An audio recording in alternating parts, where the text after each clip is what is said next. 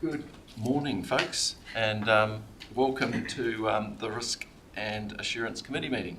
This morning, I'd just like to ask Councillor O'Brien if you'd like to open our meeting with karakia, please.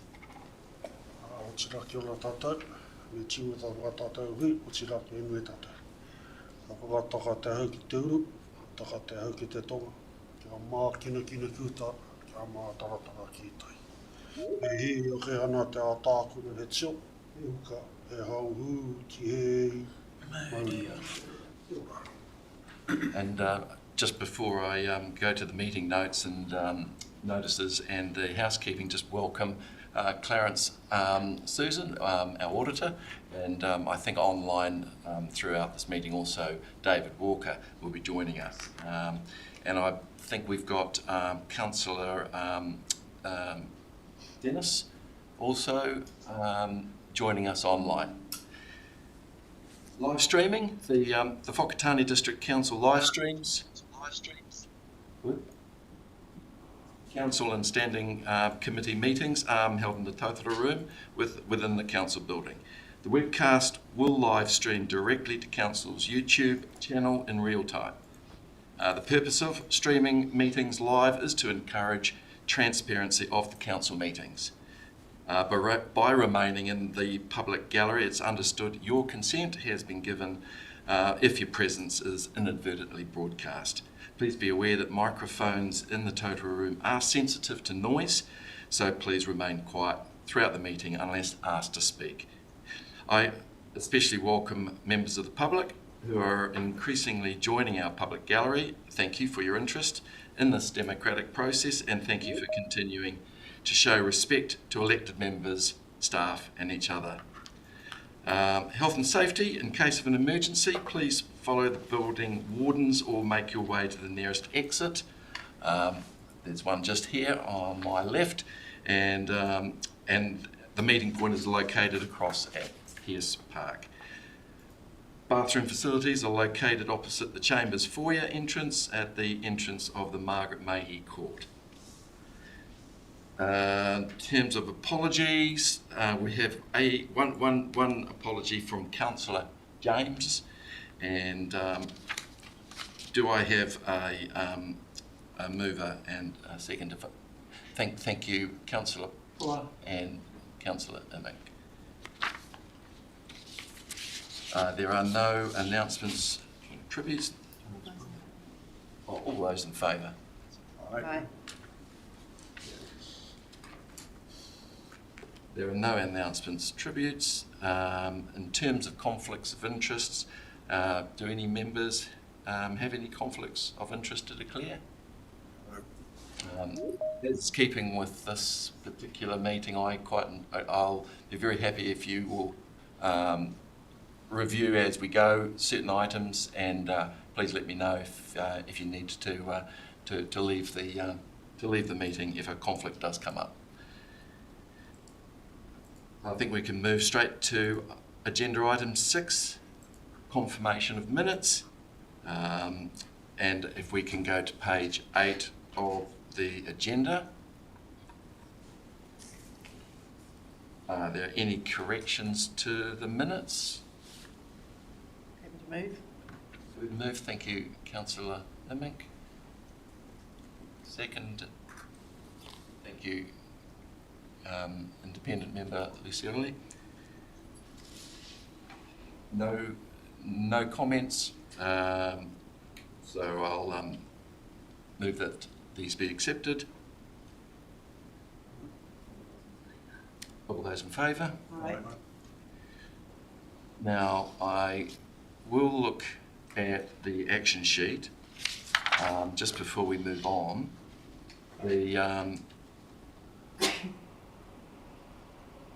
Now, I think, Gary, you're online for us. Would you like to run through the action sheet, just in terms of giving committee the ability to talk to some of these items in terms of updating? Yeah, happy to, Chair. Apologies for not being there today. The column that says actions update, are actually a reflection of the latest position for each of these. So really nothing additional to add to those elements other than what's been commented in the update section. Okay, thanks, Gary. Well, then I'll just move. I'll move on to the next item. In terms of next agenda item is agenda item 7. Moving to the reports. This is where we come with Gary. If you can introduce external audit management action plan update, and also I've introduced Clarence, Susan, and I see David Walker online. And if Gary, you could please introduce this item. Thank you, Chair. So for the committee as reference, in our last committee meeting, we presented the audit report to governors from the 22-23 annual report audit process. That report had David Walker as director, Clarence as director for the 23-24 report. Unfortunately, David was unable to attend at that point, so we've asked him today to add any context that he may wish to relative to it. The report to governors, if you recall, had a significant number of findings.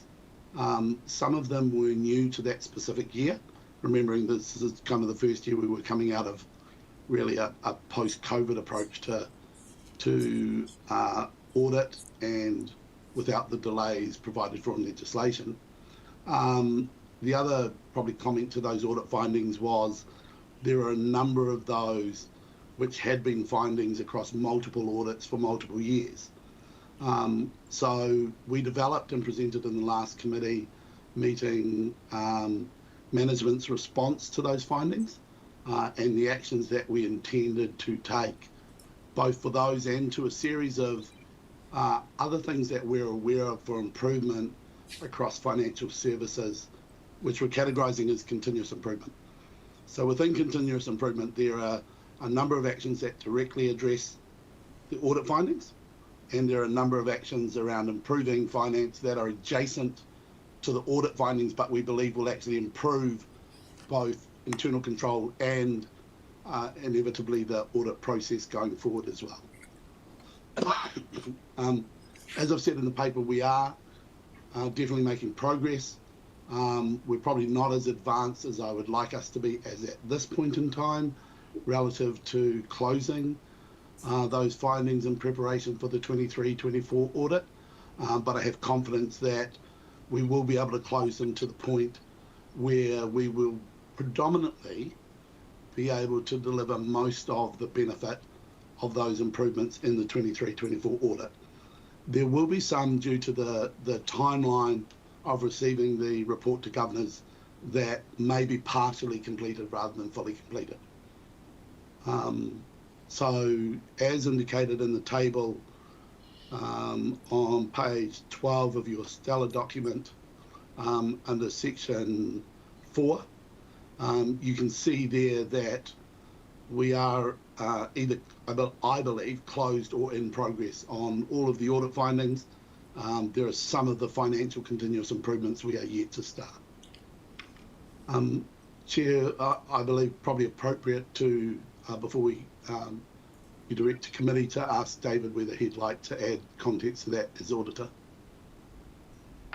No, thank you, Gary, and David. That's look, it sounds like we're making quite a lot of progress, and I know you're outgoing in terms of these findings, but you've certainly been involved over recent months in looking at some of the actions that management have been taking to initial findings from the audit. Would you like to give a little run through of your, in sort of your, we could call it leaving comments? Thank you, Chair. 23 was quite a difficult year. And it was, you've heard the expression of a perfect storm. We, as an audit is meant to do, we changed measures, the non-financial performance measures, we changed measures to look at. We selected a measure that hadn't been looked at before, and the consequence of that was we found that some of the calculations and what council was doing was not in line with the DIA recommended procedures and calculations. So that created obviously a whole lot of extra work, and not only for us, but obviously also for council. I think Holly was new in her role. She did an amazing job, and I think she, plus a lot of other people, learned quite a lot out of that process, and I hope those learnings flow through, obviously, to the current year. Another area which was quite unusual was because of the split in valuations, we found instances where assets had been duplicated, and it had obviously been like that for a few years. When pointed out, everyone's recognized that it was a problem, but there really wasn't that overview from the top, and I think if there had been, it would have been picked up. Although, having said that, sometimes the obvious, because it's obvious, we don't necessarily look for it. And so that created quite a lot of extra time and effort in the space of valuing of property, plant and equipment. I think those are the main things. I mean, obviously you've got copies of the report, so I won't necessarily go through the report in detail. Happy to answer any questions. I suppose on reflection, and I'm the outgoing and Clarence is the incoming, I suppose if there's one message I can leave the whole of council members, Stuart, members at your meeting, and anybody in the staff, would be preparation is king. As the old saying goes, cash is king. In this instance, preparation is king. It is far better for everybody to actually be as prepared as possible. And prepared means different things to different people. So you want to look at that from an annual report context, see that the things reconcile, have a set of draft accounts that is fully complete. Preparation really helps everybody enormously. It spreads out the workload. And the important thing from an audit point of view, and I'm sure Clarence would tell you the same thing, is when the audit team come, there's several people. We start several areas all at the same time. And if council is busy trying to prepare the work papers that we're going to ask for, there isn't enough time to clear questions, get out the samples, and address the progress of the audit at the time the audit is in flight. And so really, when I talk about preparation should almost be complete before the auditors get on site. It's very easy to say it. I haven't been an auditor all my life. I've been on both sides of the fence. I've been a CFO. So I know it's easy to go and say something. It's jolly side more difficult to actually do it. But the closer you can get to perfect preparation, the easier it'll be for everybody, council, as well as the auditors. Chair, I think that's those are my sort of main comments. Thanks, David. I'll open it to the committee for questions and of clarification. I'll kick off with you, Councillor Puller. Thank you, Chair. Morning, David. I hear what you're saying, and you're right, of course, because preparation's important. Sometimes, though, the goalposts keep shifting, and it's difficult for us to try and manage that. Is that? And I'm wondering whether we, the audit you do and the trail you're asking for, will that remain stable for a number of years, where staff can get their heads around that? Chair, through you, Councillor, you are so right. Not only do the goalposts move for you, they move for us. You know, just take the three waters. Is it in? Is it out? When are you going to tell us? You know, I know, we'll wait till 1 minute before your deadline, then we'll tell you. You know, I mean, all you can do is prepare as best as you can. Some things won't change. You know, everybody's going to have debtors, creditors, fixed assets, a fixed asset register. There's a long list of things that that won't change. I think in my comments, one needs to put aside as an exception the three waters. You know, that was taken out. Then you have a change of government. Then it gets put back onto councillors. You know, that dare say is unusual, and has made the current LTP probably the most difficult. So I've done LTPs ever since they started, right? And if I reflect back over the years of LTPs, this LTP is the most difficult. But to address your question, you're 100% right. The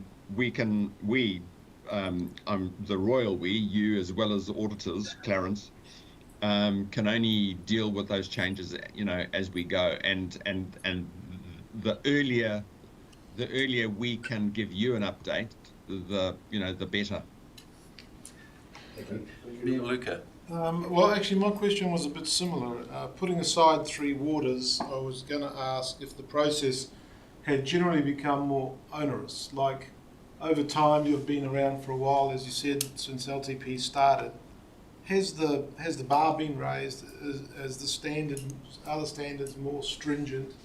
Is the scope being broadened? What about those things? Chair, through you, Councillor. Yes, you're right. You know, the things do change for a range of reasons.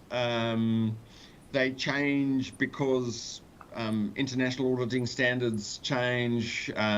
They have changed because of international events. The New Zealand Auditing Standards Board take it on. Is it applicable? Yes, it is. And so those changes take place. So, for example, one change that is going to take place in your 25 year is the auditing standard ISO 600.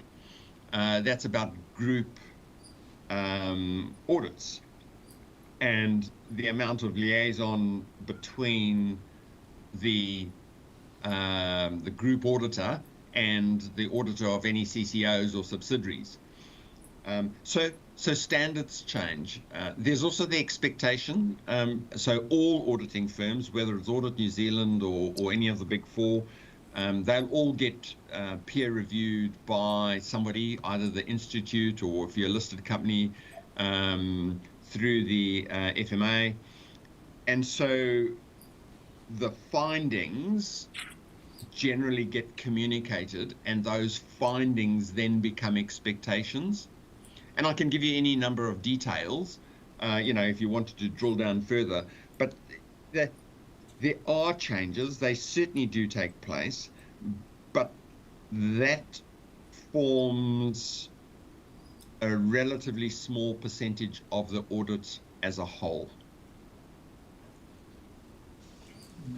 Thank you. Councillor Imming. Yes, good morning, David, and those online, everyone. My question's really a general question. So you do lots of different councils. Have you had more challenges with this council, or is it across the line? You know, I mean, I wouldn't necessarily want to single out a council.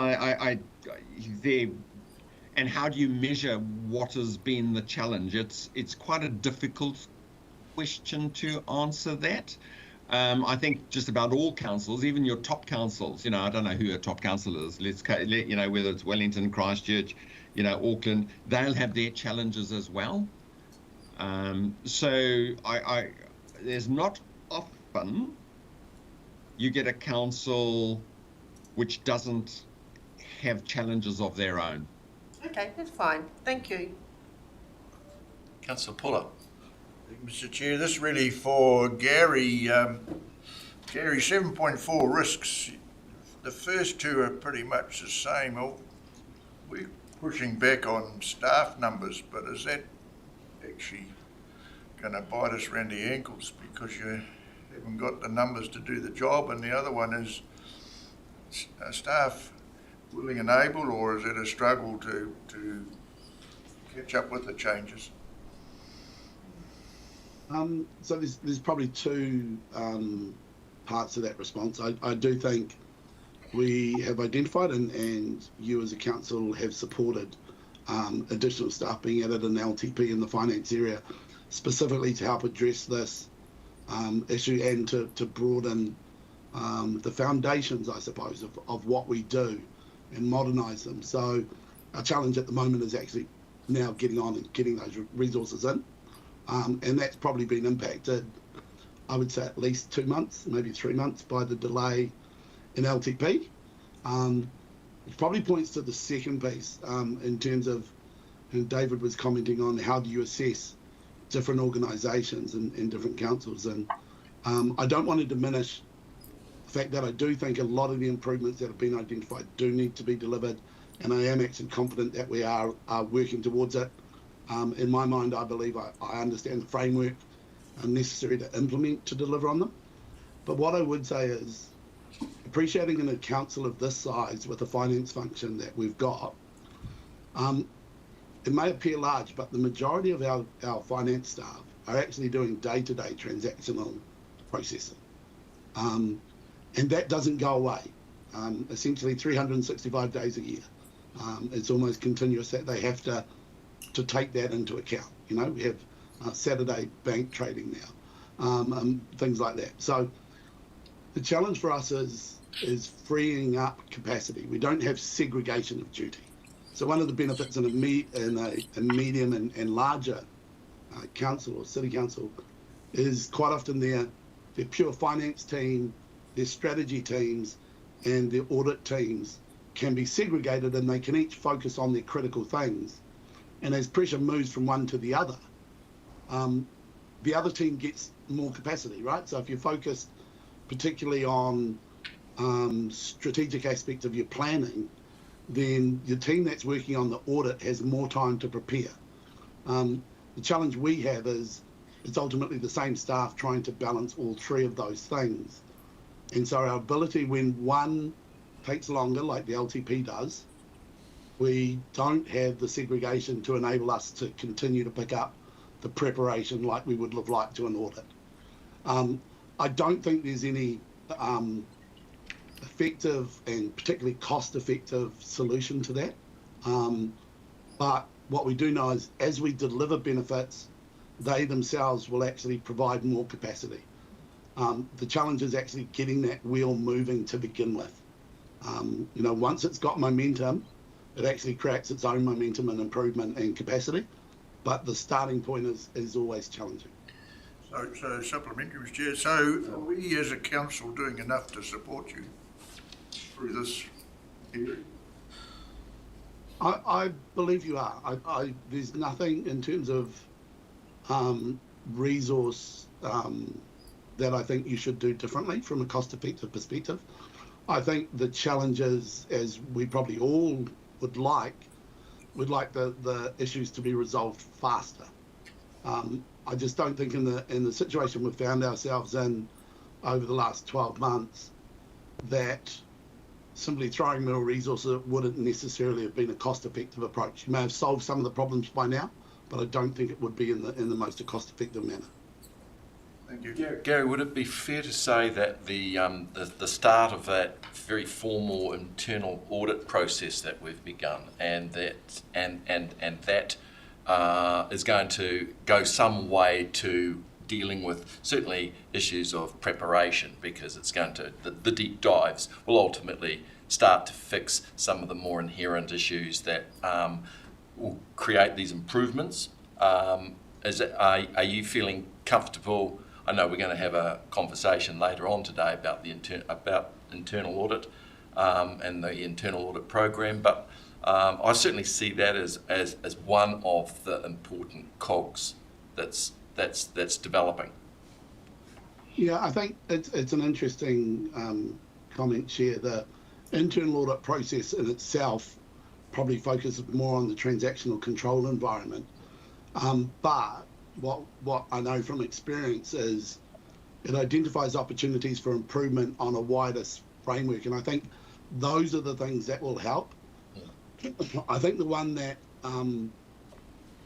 we have been working towards, and I'm sure David will reinforce this reasonably strongly, the one we've been working to more structurally and more critically is getting the capacity to do quality assurance. So not only is it about, so it's in that space of being prepared for the audit, but it's not just saying we're prepared.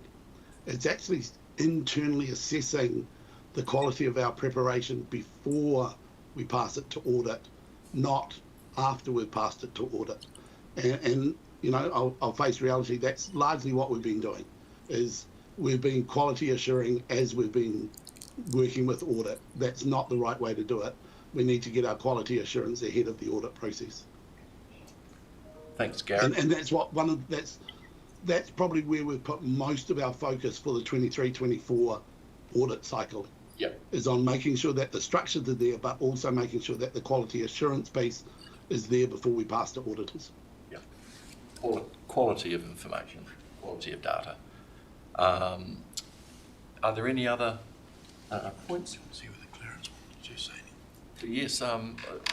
Perhaps I know. Coming in new now as our new auditor director, Clarence, is there anything you'd like to add to this as a go-forward conversation? I mean, I'm looking at, through you, Mr. Chair, what David has said and what Gary has said. We've had really good meetings with management exactly on these points. Also having a debrief from last year to see what we can do better from audit perspective as well as from management side. And if you look at the audit plan that's next on the agenda, most of the issues that were or highlighted in the previous audit features in this audit plan. So we did a really good handover on our side, so that I'm aware of all the current issues. And then we also, as I said, had really good meetings with Gary and the team to see how we can actually do it better. And we've got a few ideas of how we can try and do it, but Gary's 100% right. The big issues is the quality of the information coming in for audit, because we can have 4 or 5 people on site. If we don't get the right information, it is just a waste of time. And then that's where there's a lot of back and forth and a waste of money and time, and where everybody really gets under pressure. And as David has said, unfortunately, there is changes in accounting standards, changes in auditing standards that feeds back into the audit process. But as we all get, I mean, we're all working towards the same goal, and I think that's the main thing that we keep on striving for. Thanks, Clarence. I just close in that I know that in terms of preparation, it's always good to know what you know, but when you've got a lot of new things, especially we've had to deal with a lot of new performance measurement, that you just don't know what you don't know, and I think it's crucial that in this that the connectivity between audit and Whakatane District Council's finance team gets you have more. I'd just like to recommend that you have more qualitative conversations around those at the outset, so that we can massage expectations, because it's really difficult. When I've looked at with other councils, some of these new changes to the performance measurement KPIs, and you just scratch your head to understand what actually some of them mean. And we need guidance from you in these, and we need that guidance at the outset, not at the end, which is when we end up with these bottlenecks. But thank you very, very much. And David, thank you very much. And I'd just like to say too that I really appreciated some of your fines over the last couple of years, which things that weren't so much particular to this council, but some endemic in the sector, and it's been very good. Sorry, is John Puller, Councillor Puller, did you want to? Just a quick question. You talk about the finance team being involved in the audit, but is it bigger than that? Is it the whole organisation? Oh, it is. Is audited? I think no, you're 100%, Councillor Puller. It's bigger than that. They're at the pointy end, and they're the ones that are having that conversation with the Audit New Zealand team. But you're 100%. The interaction between the rest of the council and the finance team has to be absolutely transparent and seamless. So is that a staff training thing that we focus on as well? No, you're right on that. A couple of hands up here too. Okay, we've got a couple of hands. Gary. I think you'll pick up that in the next paper, Councillor Puller. One of the things I'm really happy with in the last 6 to 8 months in particular is that the fact that the annual report is a organisational-wide delivery and the audit process is also organisational-wide. I think we've increased our maturity in that space.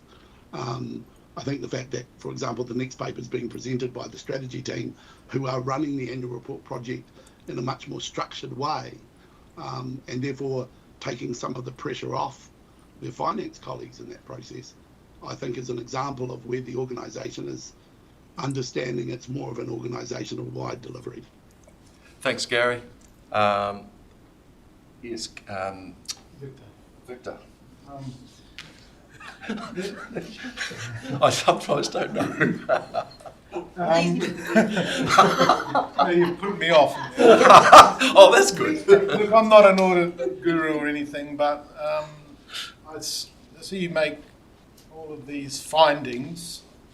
Most of them, would it be fair to say that most of them are relatively minor, but it's the big ones that come out in your report that seem to me that hang on assumptions, initial assumptions that are made that could have been identified probably very early on in the process, and other things that, assumptions over what revenue you're going to get.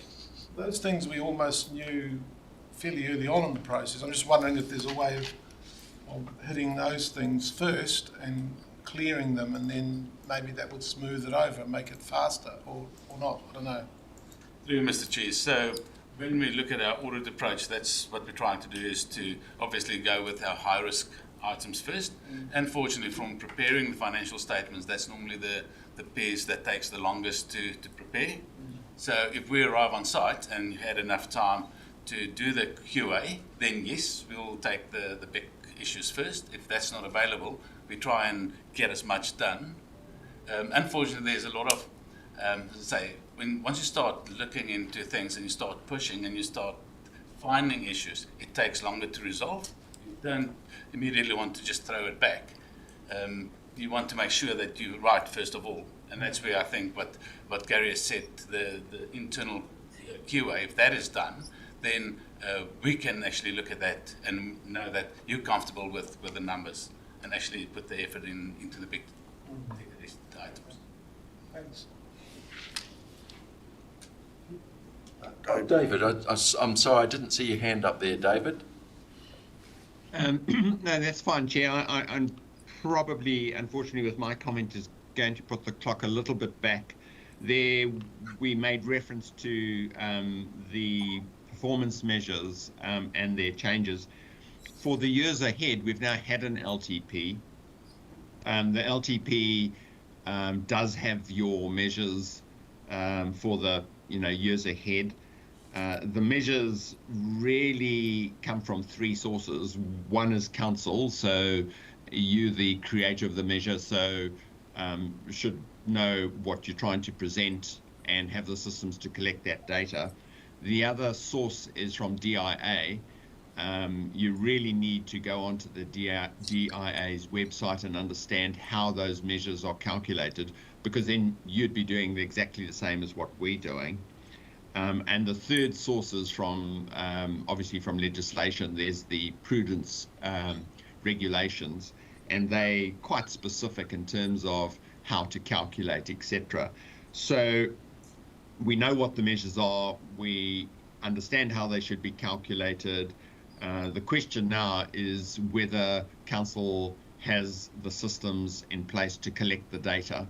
Some of the data might be on an annual basis and therefore quite easy, but other measures may require ongoing collection of data through the year. So if you look at, and I am talking the year ahead, it's not 24, Jay, it's 25. For 25, you've got everything really that you need to do, and it's start doing it early. I suppose that comment plugs in quite neatly with the question of, is it only the finance team? And you'll probably find that in most councils, the non-financial performance areas are addressed by teams outside of the finance area. So it is definitely an organisation-wide audit, the annual audit. Yep. Thanks, Chair. Thank you.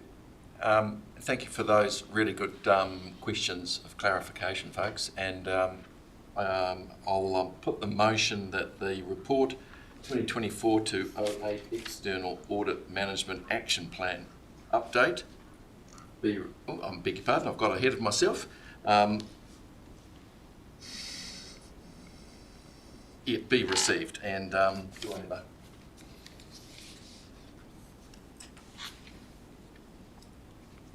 do I have a mover? And thank you, Mayor Luca, and seconder, thank you, Leslie Innick. All those in favour? Aye. Right, move on to the 7.2.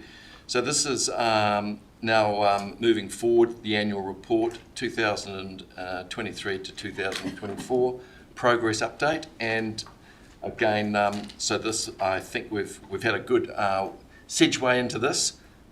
Gary, again, I'll get you to introduce this along with hello. Lainey will be introducing. Lainey, thanks, Lainey.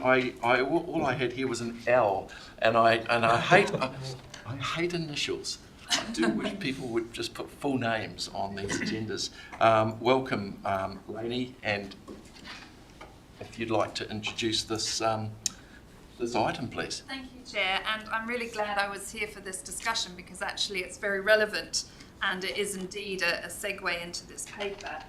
So this paper is fairly brief. It really brings to you an update on the anticipated timeline for the preparation of the annual report 23-24. And I just want to pick up on some of the points that have already been made because absolutely I was sitting with a rueful smile on my face at the back of the room thinking this is absolutely a collaborative and organisation-wide piece of work, and I for one have learned a huge amount from going through the LTP audit. And David Walker's comments around preparation were absolutely spot on from my perspective, being able to look ahead and to be adaptive. So have a plan that is flexible and that you can shape as you go. And that comes down to trust. So really for me, the relationship between the finance team, between the strategy team, and all the teams that touch the process, and of course Audit New Zealand is absolutely fundamental. So that was really, really comforting to hear. What we learned in the LTP audit is that essentially project management is one of the most critical parts of the process. And as Gary has alluded to, we are taking a proactive approach for this annual report, and the strategy team are project managing the process. And we've already had a very successful meeting with Clarence and Nishant just in the last week. So since this paper was prepared, the timeframes have shifted slightly, and we're all really comfortable with that. So on the original plan, which in page 34 of the agenda is actually within the audit plan provided by Clarence, we had initially anticipated the 9th of September as our audit commencement date, but that is now going to be the 16th of October. And I think that's really good news, because that allows us to do the necessary preparation internally and to look at how we project manage some of that quality assurance that's already been discussed. So the 16th of October will be the start date, and we imagine it's going to take approximately 1 month to actually complete the audit. So we're now looking at a likely adoption date for the annual report of the 12th of December, which is still within the revised legislative timeframe, noting any sort of delays in the LTP. We're now allowed to adopt before the 31st of December. So we're still on track and feeling really good about the conversations. Personally found the audit plan shared by Clarence extremely helpful, and obviously also picking up on some of the points David Walker's made and the learnings of our team, particularly around those performance measures and making sure that we can really hit those. So essentially, this paper just outlines that timeline and the kind of, at the moment, it has been a little bit in flux, but we're really pleased with where we landed on Thursday. Obviously, within that, there could be knock-on impacts on our other corporate planning processes. So the annual plan is the obvious one. Essentially, it will depend on the direction we receive from Council and to how different the annual plan is going to be versus what's already been put through as year 2 of the LTP. Very simple report. The Finance and Performance Committee will receive on the 29th of August an update on the actual plan for the annual report, so the project plan and also the draft content. So we have actually already developed most of the content, and the project team is relatively comfortable with how things are tracking. So any questions? I'll kick off with one very quick one, Lady. Is it still anticipated that you'll be providing Audit New Zealand with the draft financials on the 2nd of September? Has that date has moved? So that's moved. We've got the audit starts on the 16th of October. What date are we looking at where there's going to be a draft financial statement? So I've known in the past conversations how important David has stressed that to me and to teams in relation to that being the starting point for the process. Thank you, Chair. Well, I'm going to reveal part of my process as the manager now of this process, which is even though the shift for the commencement of the audit has moved more than 4 weeks, we are aiming that we don't shift that date by 4 weeks, so we give ourselves some more time internally. So at the moment, we're waiting a little bit for some instruction from Nishant about when the dashboard's going to be available, but he gives us assurance that's happening imminently. So right now, we're actually still aiming to be probably within a week or so of having those financials ready. So we would like them to be ready probably a week after the 2nd as our limit. So we can have them really, really ready early for that QA to happen. But comfortably in September? Absolutely, yes. Thank you. Neil Luca. Laney, on page 24, it refers to the boat harbour. Are we having any problems getting the data from them? Is it coming through? Aren't they supposed to be producing like quarterly statements or something? So, Not flowing through to us? Or are we having problems? thank you. Through the chair, Mayor Luca, essentially that point, I believe, and Clarence might want to comment on this. So there were a number of projects and areas of the finances and of sort of projects that have a degree of risk associated with them that have already been highlighted in the audit plan. And the request in our meeting on Thursday was essentially to be really clear with disclosures around how those are being addressed and how the risks are being mitigated. So I'm not sure that it's specifically asking for additional data. It's basically asking for confidence and assurance that council and management have a plan for how to mitigate the risk. Is that right? Yeah.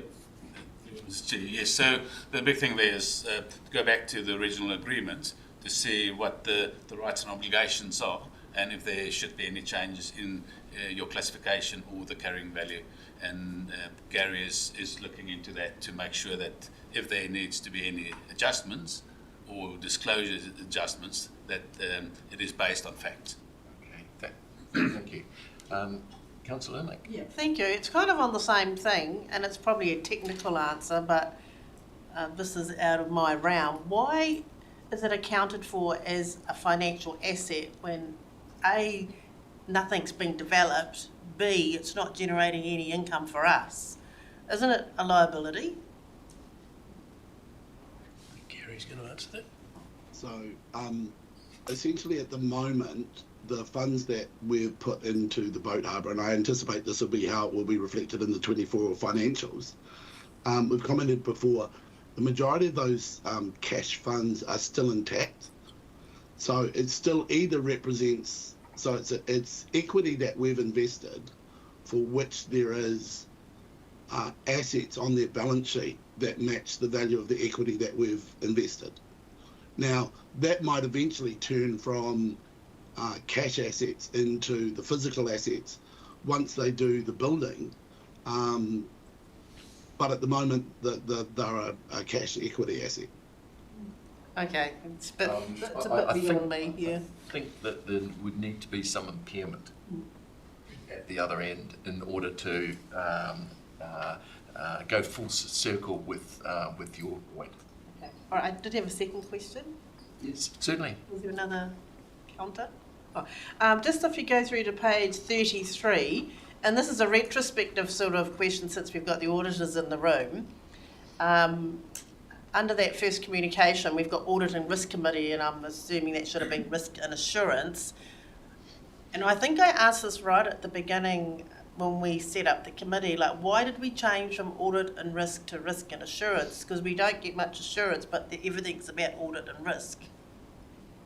I'm not sure who I'm directing at. It was just that when I spotted it, it made me ask it again. Your standing committees are decided by the council and maybe Mayor Luca. No, it was a question for the auditors. For that one, I'm afraid. Most council seems to have audit and risk ones rather than risks and assurance. Yeah, I find it a little unusual. I'm used to risk and finance, risk and audit and risk, and I think that will be that's something that you as councillors and the incoming council at each election, when you set your standing committees and you set your standing orders and you essentially it's at your discretion. I appreciate that. I'm asking the auditors, which is the correct term. Oh, I beg your pardon, Leslie. Or is there a difference or no difference? There'll be terms of reference. So it doesn't matter. Almost you could call it Donald Duck as long as the the terms and references are all right. That's the important thing. Sorry, I'll just For what it's worth, I mean, I came onto the committee shortly after it had been reorganised, and the impression I got was that it had been changed from audit and risk to risk and assurance, simply because there was a perception that there was purely a focus on audit and not on any other forms of risk, and that the perception was that in fact the committee should be looking at all forms of risk, not just audit. Thanks, Petra. Clarence. Thank you, through Mr. Chair. So our audit plan should refer to the Risk and Assurance, not Audit and Risk Committee, because that is what you call the committee, and we're reporting to this committee, so it should be the Risk and Assurance. Okay, thank you. It was just an interest. Any other comments? So, look. Chair. Yes, David. Just to support Clarence, absolutely agree. And Councillor, one of the reasons people swapped that around was they felt that audit and risk, if you take that phrase, there seems to be a greater focus on the audit. it's the first word in that sentence. If you say risk and assurance, the greater focus is on the risk. And I think, as you've pointed out, the committee, I say should be, because it's the terms of reference falls committees and they will define what's in and out, but the focus really is better around risk because it's about council's risk rather than just the audit. And so a lot of people have moved away from the old audit and risk to risk and assurance. Very good, thank you. Thanks, folks. Look, I'll like to put the motion that the annual report 2023-2024 progress update report be received. Do I have a mover? Thank you, Petra, and seconder. Thank you, Mayor Luca. All those in favour? Against? Carried. Thank you. Thank you very much, Lainey, and well, we'll look forward to the progress reports. Now we could. You suggest, Susan? Should we break for lunch? I'm sorry for.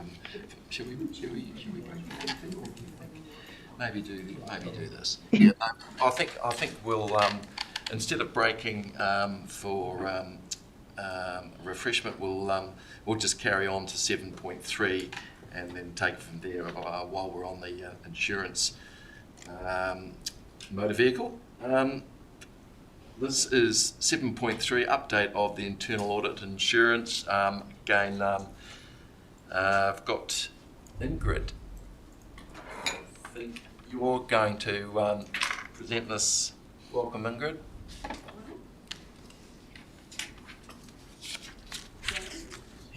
Chair, probably if I could introduce us first. I'm actually really actually picking up on Councillor Emick's point. When we talked about the risk environment framework, we talked about the 4 pillars of defence, of which external audit is one. It's generally called the 4th pillar of assurance. Internal is generally called the 3rd. Management controls and reviews is the 2nd. And the people who do the job and the policies they have to follow is the 1st. So knowing that you're using all 4 of those pillars to provide the assurance to this committee is critical. And it was identified early when I arrived that over time there had been a lessening of the focus on the internal audit assurance pillar. I think this paper really starts to reflect that we've come a long way in the last couple of years. We've still got some way to go and some improvements to make in terms of monitoring the actions and delivering on those to increasingly give you assurance that once we find something, we solve it. But I think the paper and presenting the nature of audits in this way is for me, hopefully you'll feel, a reflection of improvement around some of that assurance piece. But I'll let Ingrid comment on the paper content itself. Thank you, Gary. Thanks, Gary. And I'd just add, when I came in as chair of this committee, and Gary, it was probably the first conversation we had. I think Gary was very keen to see an internal audit champion, and I'm very, very happy now that we're going to have our champion give us this report. Thanks, Ingrid. Thank you. No pressure. Good morning all. So this report is to provide an update to the internal assurance program and the recent audits completed at Intermission District Council. The update covers the key findings from 3 recent audits. That's the Building Consent Authority Accreditation Assessment, the EOC audit, and Food Premises QMS assessment. And that includes areas requiring improvement and recommendations. I'm happy to note that we have now engaged the services of Bay of Plenty Regional Council, their internal auditor, to commence our internal assurance program, and that is based on a review with executive and recommendation of chief executive. And we will be starting with vendor procurement process for emergency works. This is scheduled to take place before the end of this year, so that's end of December 2024, and will kick off the 4 audits that will be taking place, 3 after this. I'm happy to take any questions. Around the table. I had one question of more clarification, and David, I think you probably might give me the answer. In terms of the Building Consent Authority accreditation assessment, and last year, we went to the wire on that, and that went through. We got the accreditation. I was getting a little confused. Have we had it accredited? Have we actually been ticked this round, or are there items that we have to answer to within that prescribed period? Yeah, it was covered off. So you're right. Last year's audit was quite hard work. And we got our accreditation reaffirmed about November, December last year. Yep. A proviso from that was that we were going to be re-audited this year, and so this is the result of that audit. Much improved result. We have 3 months basically to clear the outstanding matters here to continue to retain our accreditation for the next year moving forward. So we do have to clear. Yes, and I guess my point was, is there anything new on that list? Pretty good, no. It's And quite is there anything that is giving us a little bit of heartache in order to achieve in time? Not at this stage. No? All the team believe all the issues are fantastic. Relatively straightforward. Thanks, David. That's just one thing that's not mentioned here is, I guess, the indication from my end is we will go from medium risk to low risk. Yes. As a result, which I think is a great outcome. So it's definitely been a passage in the right direction. Good, thank you. Mayor Luca. Just on the EOC, I'm just wondering, the audit process assesses the ability to contact and activate staffs. That's in the current EOC, but will we be auditing the backup one? I mean, in case something happens. Because I'm offering you the opportunity to speak to that one if you'd like to. That would be subject of a future audit. Oh, it would be separate. Yeah. So there's some comments in here around our alternative EOC. Yeah. And I would expect exactly that point to be in the future audit. Future audit, okay. Yeah. All right. What functions and works. Leslie. Yeah, thank you. Just on page 51, I'm just noting that in both those two, the regulation and the general non-compliance 2A, is there's the performance standard do not always align with the fire report or the processing record in both of those two issues. That's not a concern for us, that we're not aligning with our fire compliance safety?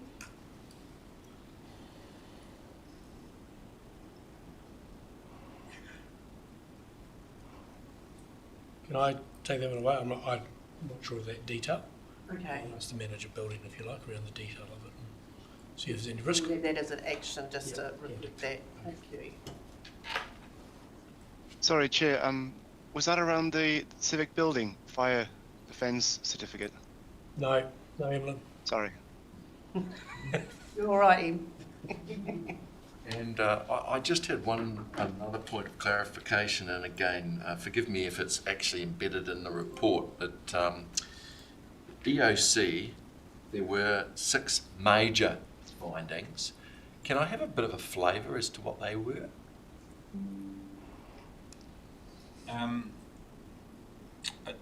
Yeah. Just a flavour. I'm not looking for a detailed report, just an idea what they are. I don't have that detail in front of me, but I can come back with it. A number of them did relate to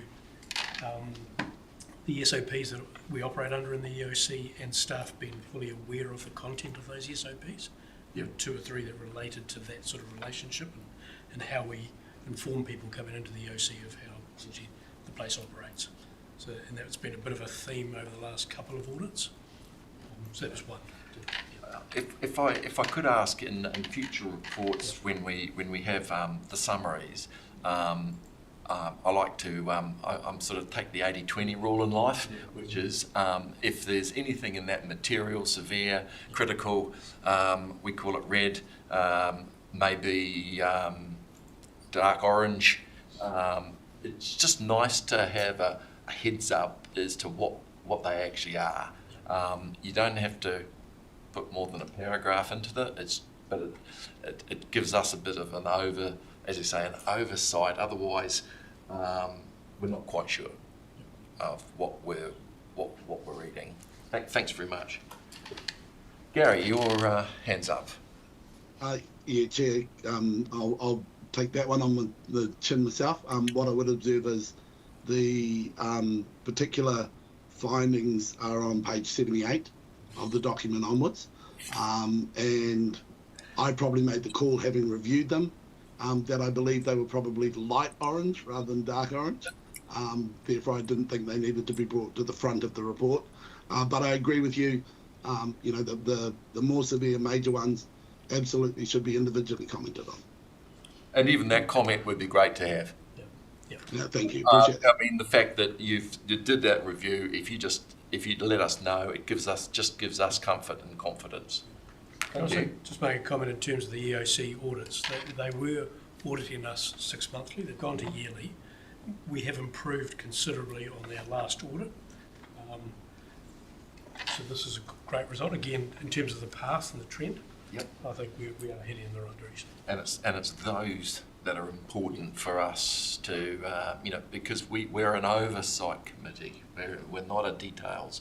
We can't get into the weeds, but we'd like to sometimes be able to ask for the weeds, and you don't know what you're asking for unless you have that. So thank you very much, folks. Are there any other? Yes, Councillor Imig. Thank you. Just going a little bit further into the report on page 61 and 62, just reviewing our contractors' performance. I'm not sure of how I read that is a concern or not.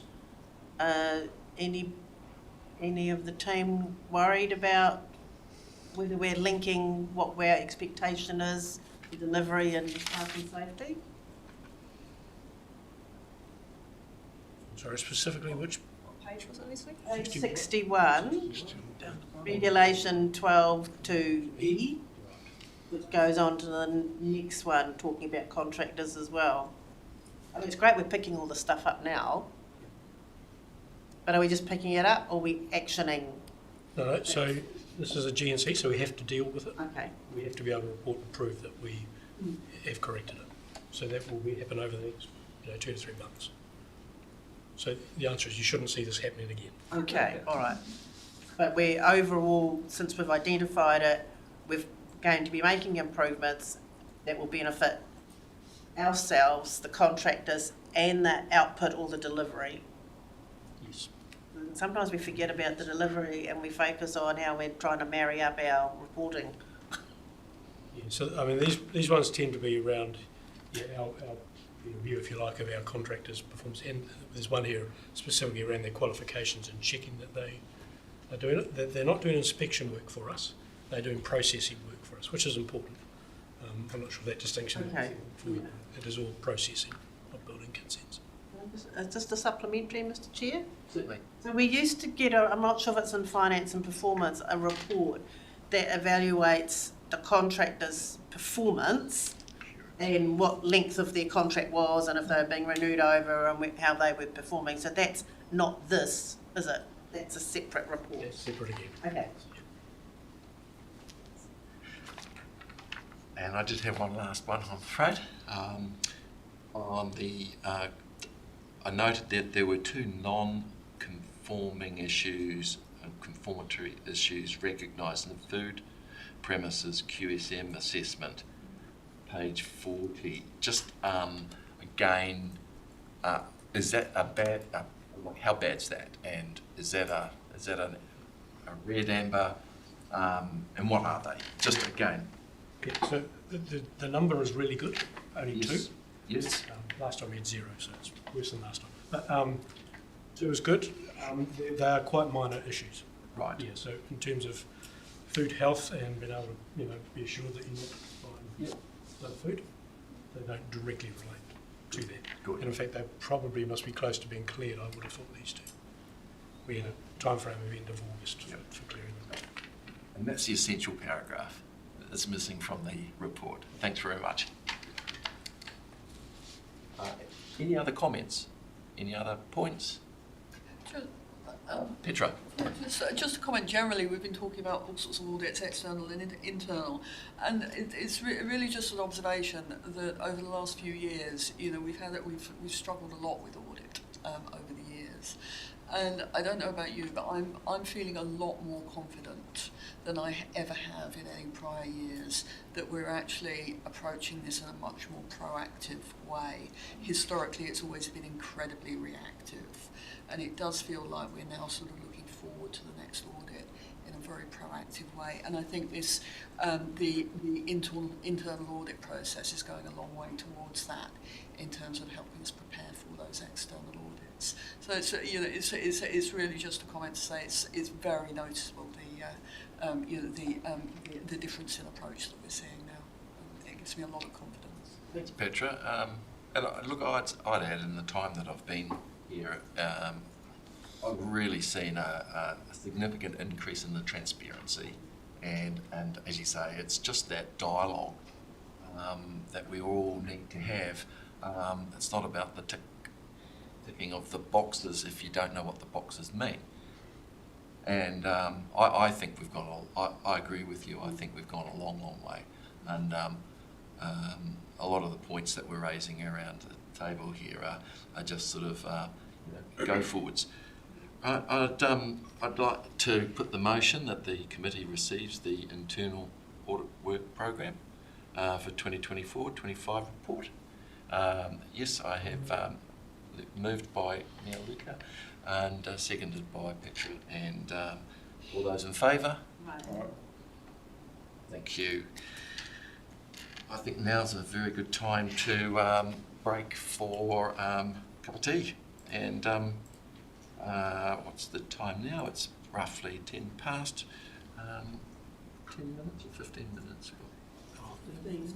So, okay, so 10 minutes till. You get the coffee. Yeah. Yeah. Let's come back at we'll come back at 25 past 10.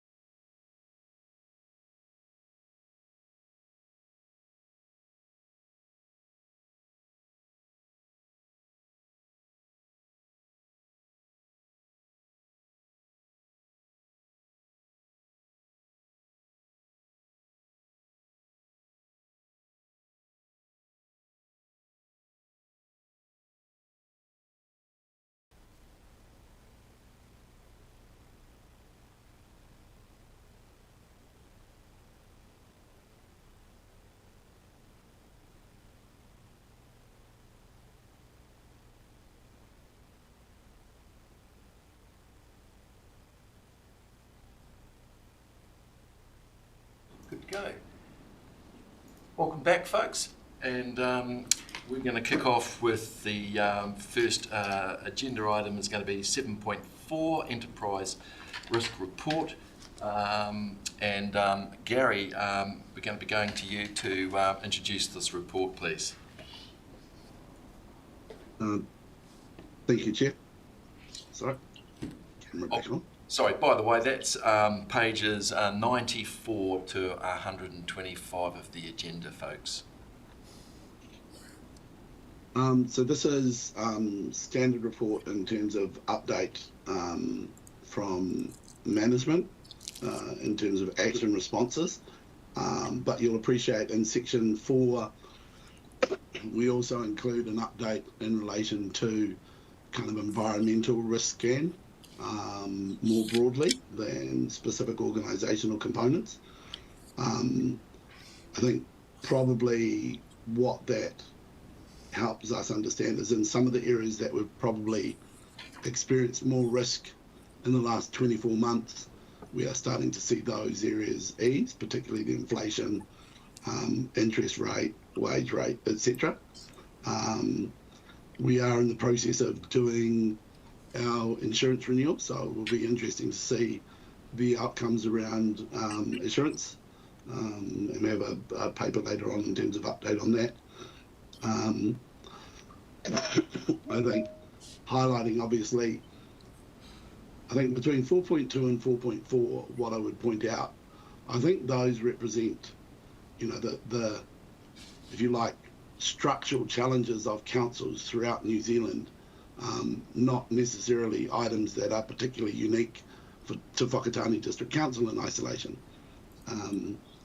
But I think it's important that we, and as you know, we do continue to scan those. They drive a lot of our thought and strategic planning and execution. So good to have those summarised here, but I think you'll appreciate the amount of work that then flows from particularly those issues. Pass back to you, Chair. Gary, now there's quite a bit to read through, and I know that for me the important things are looking at, you know, the trends and the trend changes, and as Gary's sort of articulated, those first 3 moderations that we are seeing, and certainly I'd agree with that.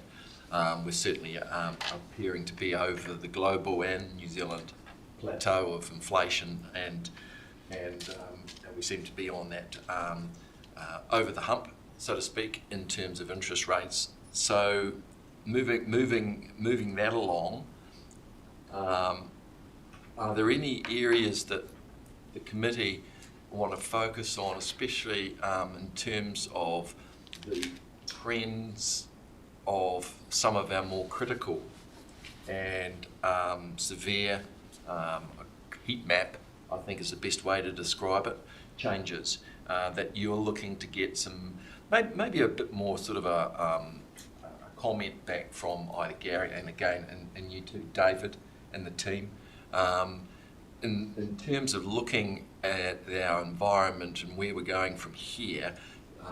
You may have your own concerns. I'd like to open it up to comments from committee members. Councillor Puller. Good reason. So thank you, Mr. Chair. And we've long dwelt on it, but it's our what we owe or what we're borrowing, I suppose. And it seems to me we have to continue borrowing, and I just wonder, it's like crystal ball gazing, I suppose, or how long's a piece of string? You know, how much further can we go borrowing? And I see we're allowed to, a seminar recently, we can borrow 500, and in terms of the 3 water done well stuff, which is scary. But so do we think about it, or can we think about a cut-off point where we say, well, hang on a minute, we're nearly underwater?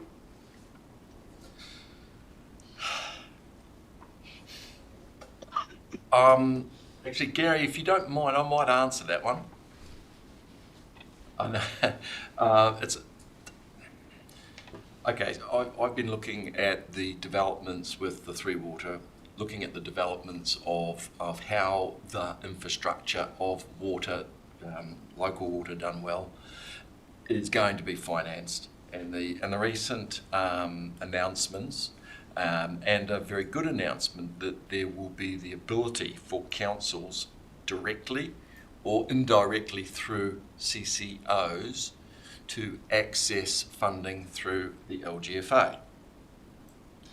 And that in essence, those are going to be allowed to be, there is a framework allowing those borrowings, water, not other council business, to see that revenue to net debt leverage ability to increase from 300 or 3 times to 5 times. Now, in discussion with the LGFA about what that means to their bonds, their ratings, the councils. If you're doing it yourself through your own balance sheet, my understanding is that it will be when you're providing the LGFA with your ratio data, it'll be only relative to those water infrastructure assets, that ability to leverage. And it'll be the ability to leverage the water-related revenues. Okay? Now, to come back to your question of that whole, we'll call it the whole affordability. And I like to think of it as an intergenerational governor. And that was what that 300% of your revenues, limiting councils to have debt no more than that. And that was the key to that, was so that on an intergenerational basis, you were going to be always prudent. And your credit ratings at the moment are at the top end of global scale. I mean, New Zealand's local government, the LGFA, are at the absolute top end of global credit worthiness. And that would indicate that you're financially sound and prudent. In broadest context, a 5 times leverage versus a 3 times leverage would ordinarily see a 1 or 2 notch downgrade in credit ratings.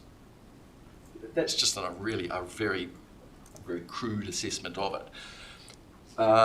It's probably not likely at the moment, been understanding that the Standard & Poor's and others are mindful that they're looking at the sum of the parts, not focusing specifically on the leverage of the water. They're seeing the sum of the parts, and that there doesn't appear to be too much of a change afoot. Now, what does that mean for you? And what does that mean for your ratepayers? And what does that mean for your prudence in terms of, are we doing the right thing, and where does it all end? Those are your end points. That 5 times for water assets, and your 3 times for everything else. They are your cap, and you will stay within those caps. You can't not. And so long as you did, because if you didn't, there would be a process of shift and change. You'd soon find that the council would be tapped on the shoulder somewhere by local government, either as a whole or LGFA or central government, to say you've gone outside your prudent levels, and you'd be shoulder tapped. I'd liken it to what I experienced in the UK in the 1990s, with the building society sector. They had a commissioner. And if a building society in the UK got even remotely into trouble, big society got tapped on the shoulder and they got absorbed into the framework. So you're set up not to fail in that sense, okay? So I think from the perspective that you might have personal concerns that we've got too much debt, well actually, if you had too much debt, you certainly wouldn't have a AA credit rating that you've got. And you would be indicated, it would be indicated by Fitch, your credit rating agency, that you would be, they would be putting you on watch. So I think I just wanted to bring that out because this is all very new, and it was last week that we really started to get a little bit of the detail, and the detail is starting to flow through. It's the perception out in the field, Chair, really, that, and I guess that's a communication thing that we need to get a hold of and tell a story, I suppose. But that's what people see, this burgeoning debt, and I think, what are you fellas doing? But you can't do nothing with nothing either, and so that we're rocking a hard place in some ways. So look, I know it's probably in terms of this enterprise risk report, if we're thinking about, you know, stepping back, and we as governors are looking at that to say, you know, what are the things that are going to make us not sleep at night? And I know that is probably the most important thing, is this whole question of, I call it intergenerational affordability. And I think that your question was a really good one, Councillor Puller, because I think it is at the heart of pretty well every councillor and mayor in the country. That is what's keeping them up at night in the top tier. Hopefully I've given a bit of a flavour as to how that direction of travel is likely to go. In terms of other risks, and I guess I'd ask you, Gary, to perhaps, or David, if we look at the heat map, and we look at the heat map where we've got the arrows that kind of indicate a direction of travel, where we're seeing an increase in the risk profile, would you care to perhaps maybe comment, and I think the one that I would think, David, was, well actually they're all pretty much holding stable with a downward trend in risk 6, which is the loss of organisational effective systems. So perhaps maybe a quick comment on why you see that actually falling, which is good news. We like to see that. That is on page 104, the heat map. It's the sort of one that I kind of tend to go to when I'm having a quick look at health in general. So the loss in organisation effective and it's the infrastructure was still mostly connected to the civic centre and demonstrating its ability to sustain operations relative to, you know, loss during an earthquake, for example. So that's the reason that. So it's actually it's been presented on that basis over the last couple of meetings. In the next meeting, we'll probably make that one flat. The other one that I think we're probably looking for some movement in, and you know, these things are based on somewhat subjective risk around assessment versus the direction, is probably around number 1, which is effective delivery. I think one of the critical pieces there was that the risk represented the organisation's ability to react to those challenges around inflation, etc., where plans had to adapt, right?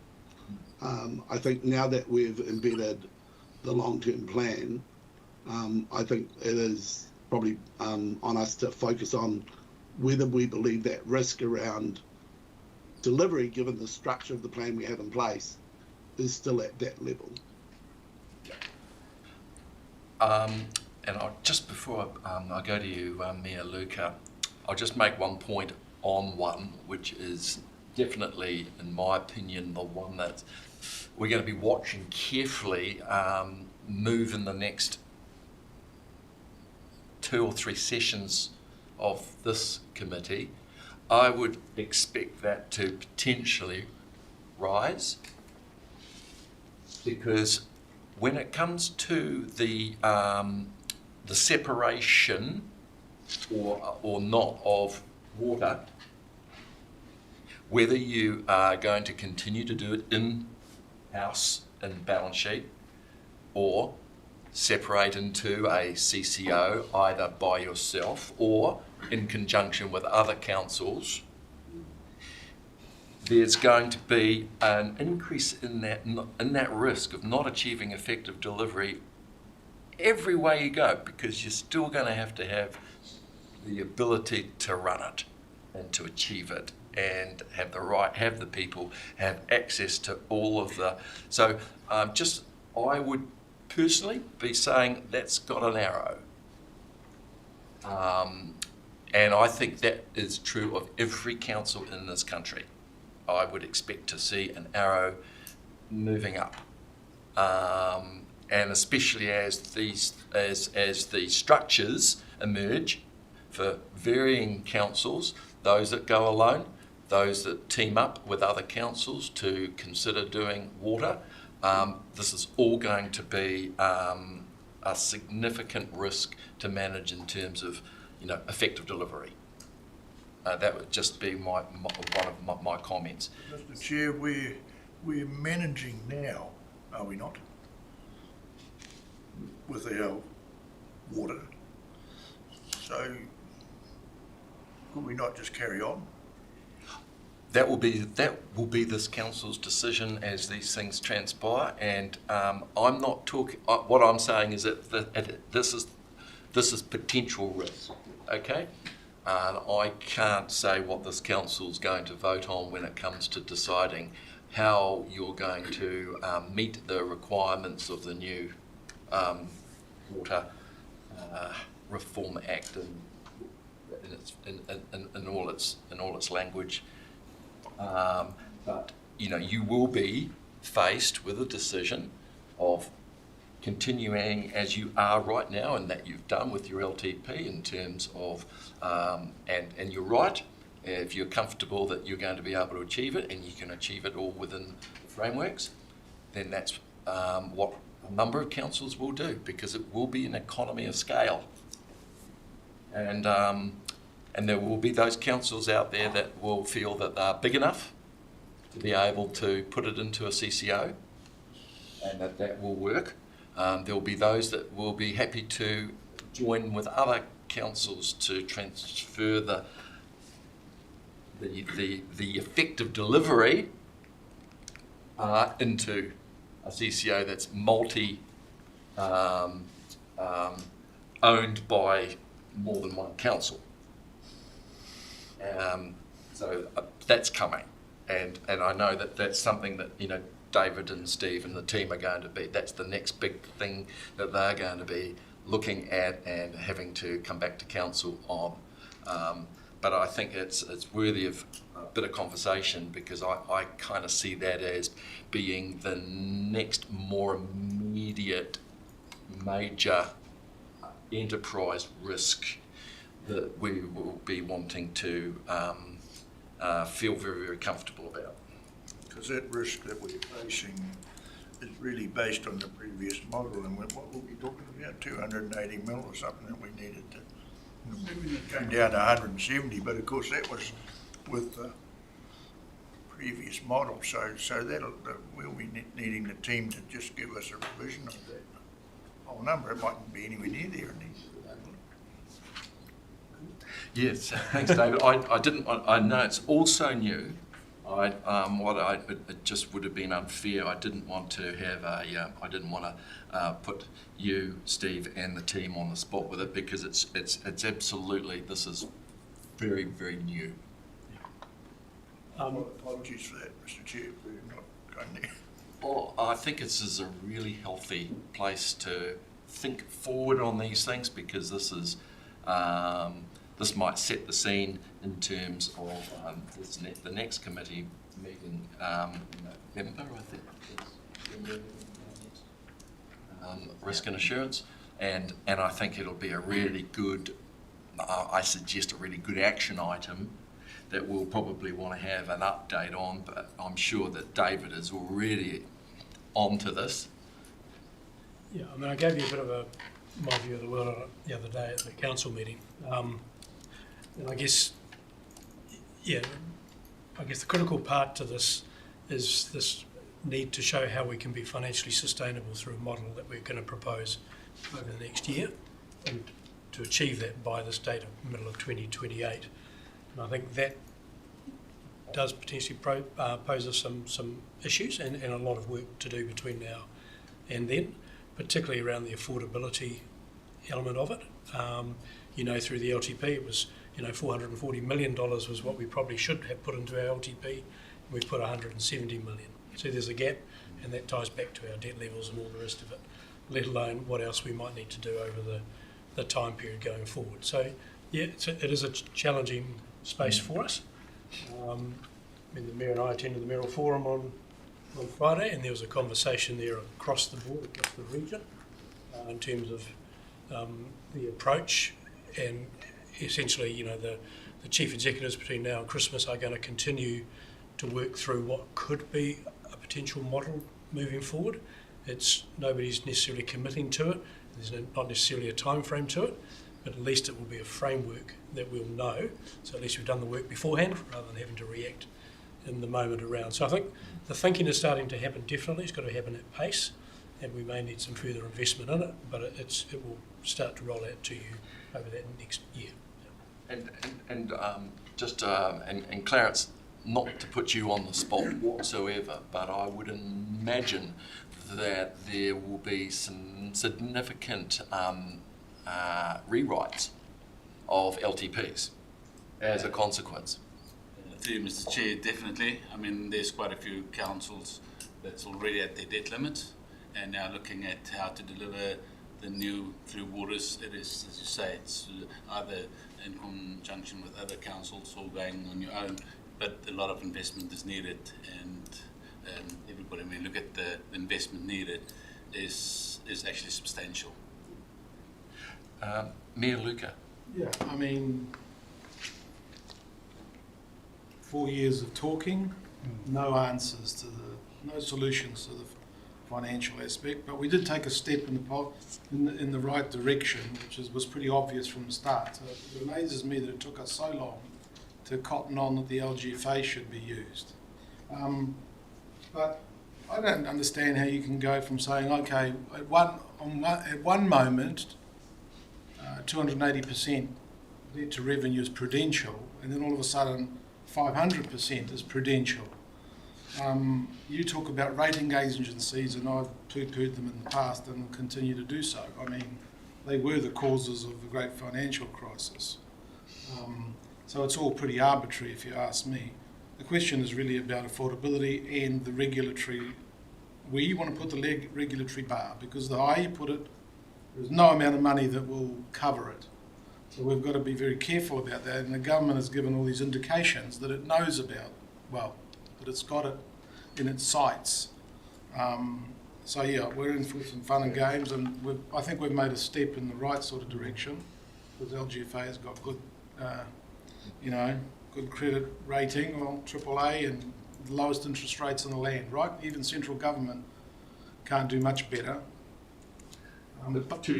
To your point, and I agree that whilst you're hearing these sorts of ratios, and you're hearing 3 times, 5 times rating agency, credit rating, that's all top range. When it comes to the ultimate intergenerational affordability decision, that will be you councillors that make that call. You, as you say, to Mayor Luca's point,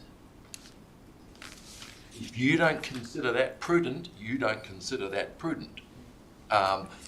This is not a target, please. What I'm talking to you about, this is not a target. It is an imposed limitation in governance, a limitation. And if you don't, and if you think that they're too high, as Mayor Luca does, then you as councillors, when you are seeing the options presented to you by management on where to go and how to go and what they are, they will be what they are, you will be making a choice. To your point as well, Councillor Puller. So at the mayoral forum, they talked about, David, correct me if I'm wrong, about setting up the structure for two types of CCO, an asset owning one and a non-asset owning one, that is supposed to be sort of generic. So they'll flesh that out, and then some councils have already decided sort of where they're going, but there's a comment made about the arms are open for anyone to join, but as time goes, if you're late joining, then the arms will close, things like that. And I don't understand your scale argument, Stuart, because I understood what scale meant in the terms of the previous models with these 4 entities who were going to be borrowing entities in their own right. So the bigger the scale, the better. But when it comes to LGFA, how does the scale in terms of overheads running a CCO? But we have a CCO, which is the airport CCO. I don't know probably what it costs us. When you talk about scale, do you mean the overheads in running a water CCO? Is that what you're referring to, scale? Not the amount, not the scale of borrowing, because that's going to be fixed at 500% of revenue. For everybody, it doesn't matter how big your CCO is. It's about the economy of scale is all of those things. Economy of scale is all of those things. Now they've solved the problem of the debt because they're saying you'll go to the LGFA. But I will tell you that the conditions of those CCOs to borrow from the LGFA will be the same inherent conditions that current CCOs have, in the sense that if you set up your own CCO, Whakatane District Council, you will, as a council, have to provide the LGFA with issued and unpaid capital to support the CCO. That will be, it hasn't been, that's the only way the mechanism will work now with the LGFA. Does that mean what we currently have on the LTP? That would be the capital that we would. No. So if you have a, what I'd suggest is go and have a look at Christchurch City Council's annual report, and you'll see that they have 1.2, I think, $1.3 billion of issued and unpaid capital supporting Christchurch City Holdings. Christchurch City Holdings has the airport, has the port, and has the ownership of the network, Orion. In the event that that CCO was to get into any form of trouble, it can call that capital, and that capital call can be made within 7 business days. The council has to fund every dollar of issued and unpaid capital to support that CCO. I understand that this mechanism going forward will still require these new CCOs, whether they're asset or whether they're just revenue CCOs, they will still work on the same principle of council support via issued and unpaid capital. Okay, it wasn't in the big press release, but I know that from my conversations with the chief executive of LGFA, because that's another thing altogether. But all I'd say at this stage is that David and the team will, between now and Christmas, start to see what will be the feasible options for this council. Business as usual, as in what you're doing, setting up a CCO, joining a CCO with others. Those are going to be essentially explored, and they're going to they will get to the chase of the concerns that you're suggesting, and in terms of debt, in terms of ability to afford the intergenerational impact on ratepayers, and I assure you, that I'll be looking at those really, really closely on your behalf, because there will be an obvious route the council will probably take in making that decision. So, I think there's lots of clarity to come, and what the actual machinery of the CCOs look like. But when you say, like, a revenue CCO would be what we've got on the plan, because that's capital expenditure that is going to be happening, plus what we can get in revenue for charging for water services. Is that the sort of the denominator line? Okay, the denominator line on all of this, folks, is source of revenue and quality of revenue. So at the moment, the highest quality revenue in a country is the government's ability to tax. Second below that, local government's ability to rate. It is the highest quality revenue that you can therefore leverage off, and that's what the rating agencies look at.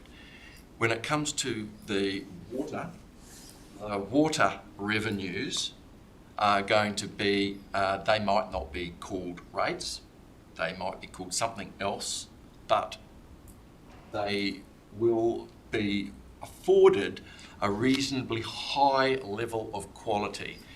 That's what's been happening for 4 years in discussion with the rating agencies. And I understand that they are putting a high consideration on the quality of those water services charges. Now, they may come in different forms. They may be just as a water charge. There might be other revenues coming into those CCOs related to water. There might be, we don't know what other revenues will be going in that might be from government. I don't know a number of these factors, but that is the denominator. So if that entity, if we say Whakatane District Council, removes all of its water assets into a CCO, and that CCO has a revenue, and that revenue is from water charges, whether it be any of the three waters, that will be the denominator utilising that maximum cap of 5 times. So if you make $100 million, you'll be able to have $500 million of debt against that net debt. That's the maximum. That's the denominator. Is that reasonable? So does the CCO take the debt as well? Because I'm wondering if you... The CCO would be issuing debt, not the council. The CCO will be issuing debt to the, so long as it's meeting all the criteria, through the LGFA in the same way that you're currently, you go along to the LGFA and you say, hi, I'm at the moment, I'm Whakatane, I'm credit rated X.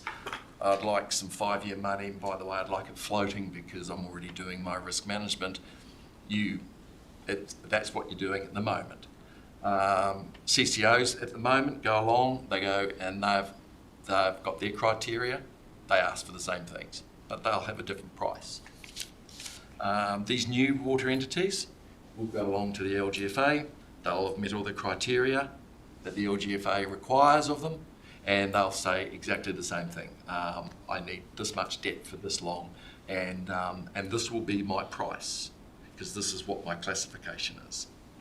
Sorry, I'm just want to clarify John's. I think John asked, will the CCO take on board our water debt? And then you said something about issuing debt. Yeah, no, sorry.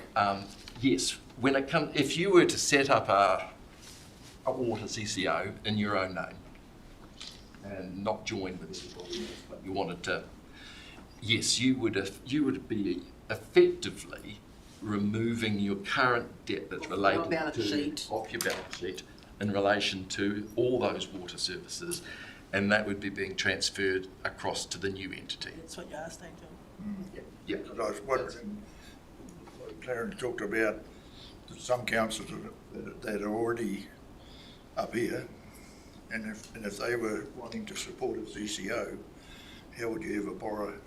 How would you write the cheque? Because that's not our problem, I suppose. There's that would occur in the event that the CCO called this capital. And what the rating agencies do is that they will, in all of this, continue to consolidate the impact of the CCO through the issued and unpaid capital when they form their view. Okay? They can't not.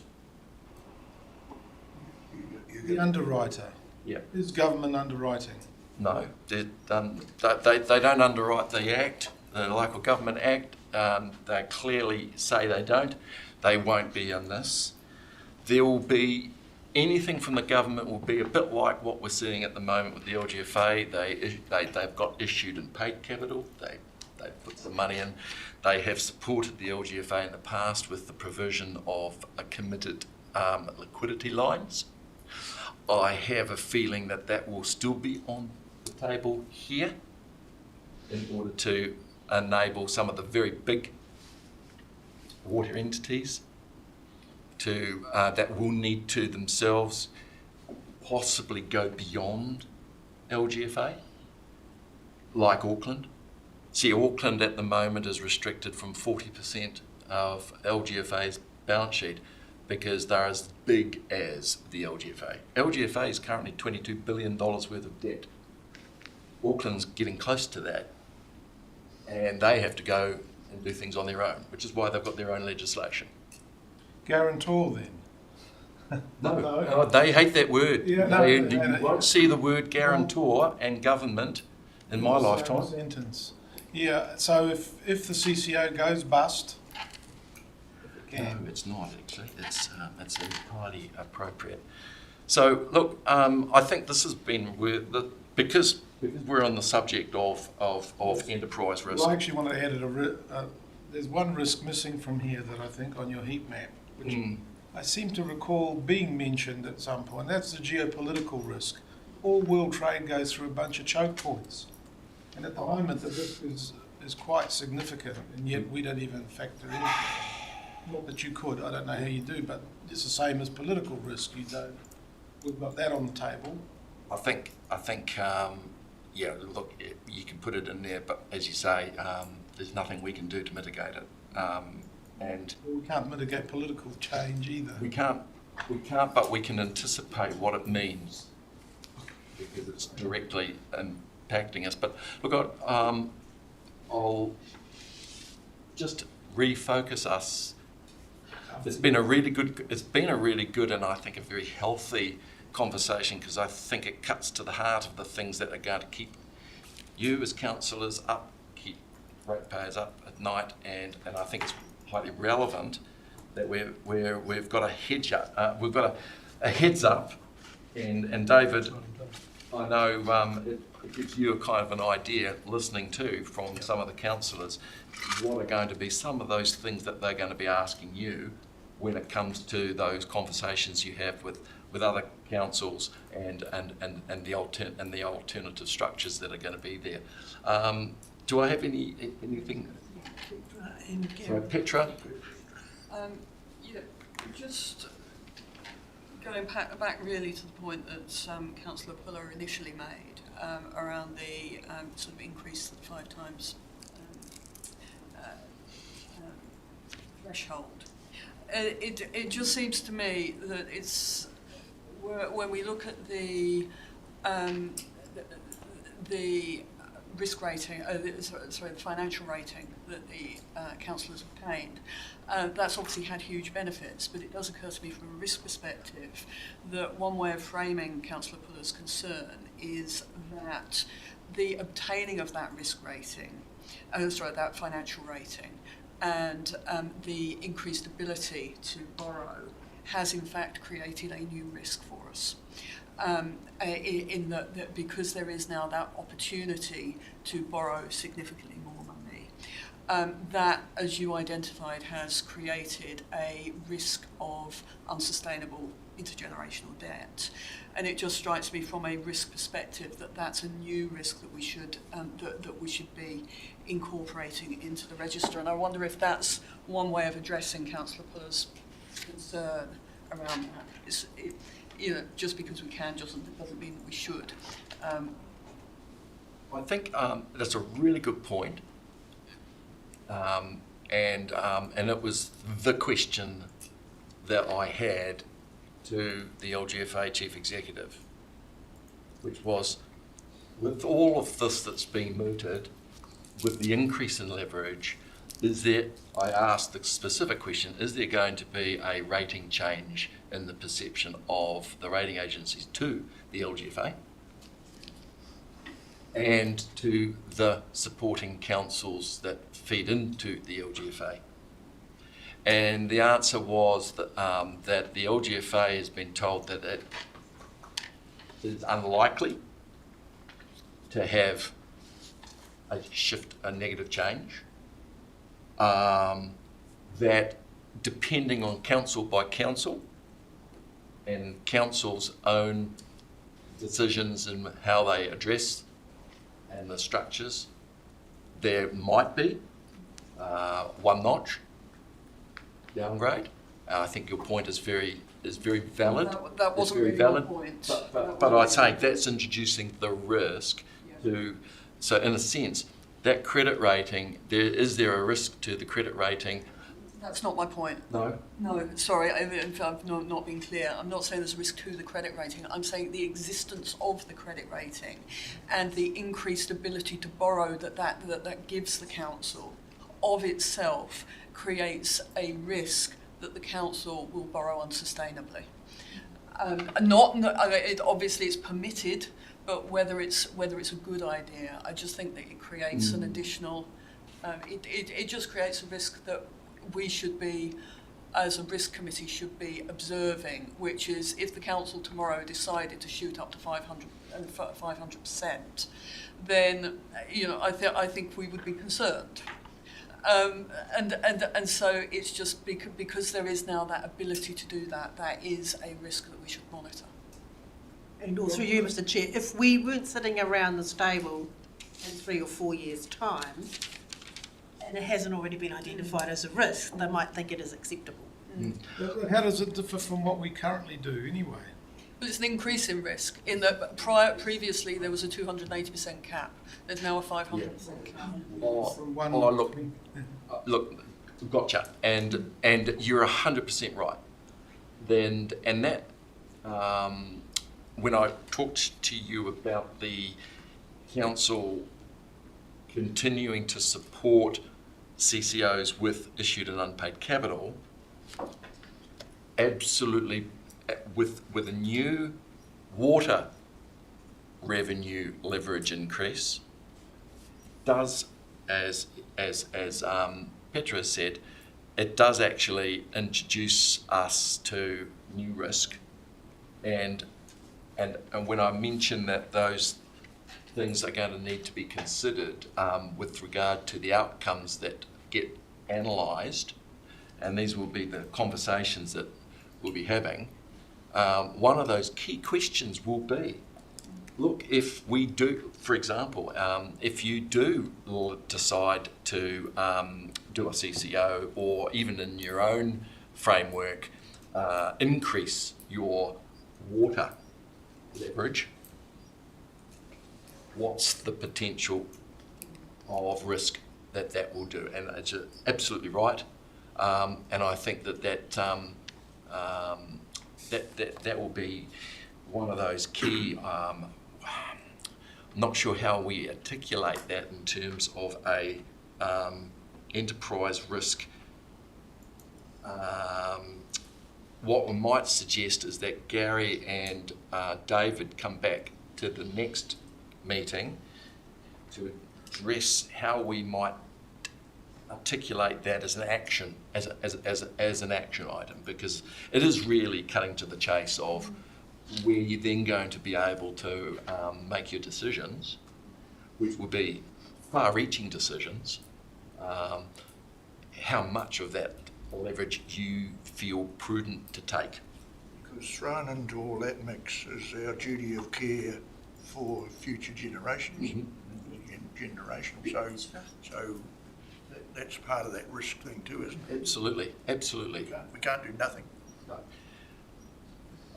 I'm just aware that. I was just going to say that, okay. that I think that regulatory over-exuberance is one thing that should be put on as a risk. And he might laugh, but really, unless a cap is put on how stringent you want these regulations, then, as I said before, things are just going to escalate. Yeah, I think those are pretty well covered at the moment, though, in political and in regulatory. So I know it's a combination of the two, but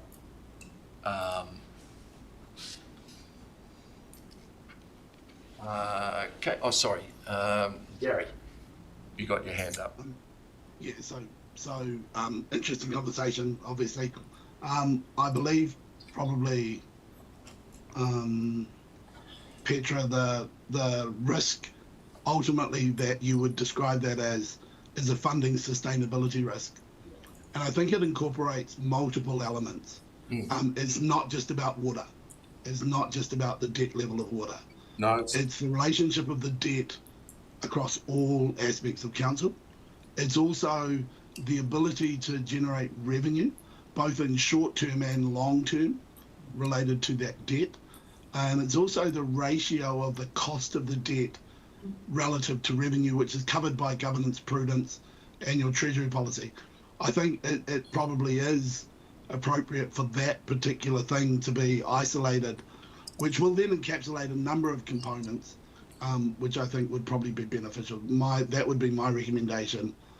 But as you say, we could review that and bring it back formally as a recommendation in the next meeting. Yeah, thanks, Gary. I mean that actually draws in another point that I was going to make, which is around the question of affordability of rates, which has currently been identified as a reputational risk. But I presume that there is also a non-payment risk. As rates go up and affordability is more difficult, presumably there is a risk of bad debt in there, which I think probably factors into the sort of other side of that equation. Yep, agreed. Yep. Chair, and the other thing I wanted to observe was, Luca, you talked about reflecting global environment in terms of risks, and I think that is multifaceted, both it's political and economic. I think you're probably, and I think we separate those two. So again, we would cover global political risk under point 8. That's not just about national New Zealand risk. And I think the potential for any global impact on economic conditions, we would definitely cover under point 11 within the risk register. Yeah.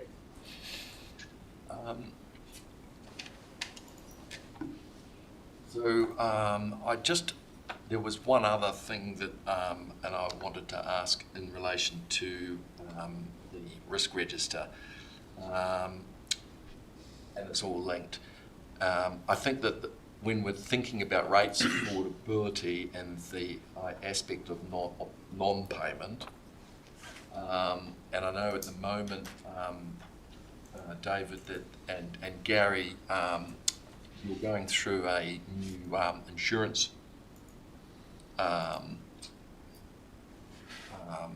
assessment, and it's certainly been my observation that in the last 12 months there's been a significant material cost to ratepayers on just insurance. I'm talking home, not contents, home insurance. And we're seeing actual annual premiums that are actually as high as an annual rates bill. And I had a question for you, Petra, around insurance, because it's been also my observation that when faced with a significant increase in insurance premiums, people are not given the opportunity to choose their own insurance value. They either have it as assessed by the underwriter or not at all. There's no halfway. i.e. the only way you can actually reduce your premium is by significantly ramping up your excess. But this kind of is creating, in the same way that some people cannot pay their rates, they just cannot pay their insurance.